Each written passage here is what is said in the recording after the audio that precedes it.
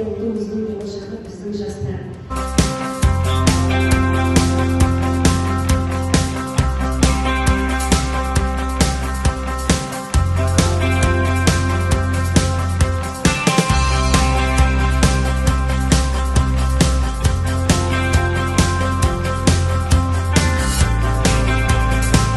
Ахмет Байтұрсынұлы осы мемлекеттік тілді сақтау, оның аясын кеңейту жолында ауқымды істер атқарған.